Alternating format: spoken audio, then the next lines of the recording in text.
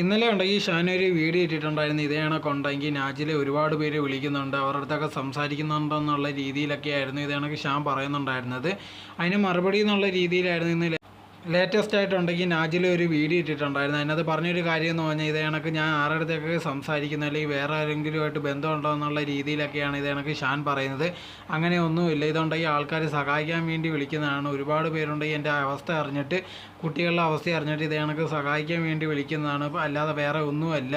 ഇതേ കണക്കുണ്ടെങ്കിൽ ഷാൻ കാരണമാണ് ഞാനുണ്ടെങ്കിൽ ഇങ്ങനത്തെ ഉള്ളൊരു ഗതി വന്നത്. അവൻ നേരെ ജോലിക്കൊന്നും പോകത്തില്ല, എപ്പോഴും ഉണ്ടെങ്കിൽ മദ്യപിച്ച് നടക്കുവാണ്, അതുകൊണ്ടാണ് ഇങ്ങനത്തെ ഉള്ളൊരു ഗതി വന്നതെന്നുള്ള രീതിയിലായിരുന്നു നാജില പറഞ്ഞിട്ടുണ്ടായിരുന്നത്.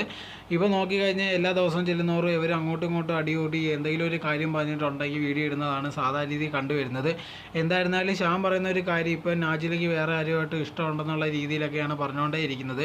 അതേസമയത്ത് നാജില പറയുന്ന ഒരു കാര്യം എന്ന് പറഞ്ഞാൽ അങ്ങനത്തെ ഉള്ള ഒരു കാര്യങ്ങളും ഇല്ല. ഞാനുണ്ടെങ്കിൽ അവൻ്റെ അടുത്ത് നിൽക്കാൻ പറ്റാതെ അവൻ നേരെ കുടുംബമൊന്നും നോക്കാത്തത് കൊണ്ടാണ് ഞാനുണ്ടെങ്കിൽ അവനെ വിട്ടിട്ട് പോയെന്നുള്ള രീതിയിലാണ് നാജില പറയുന്നത്.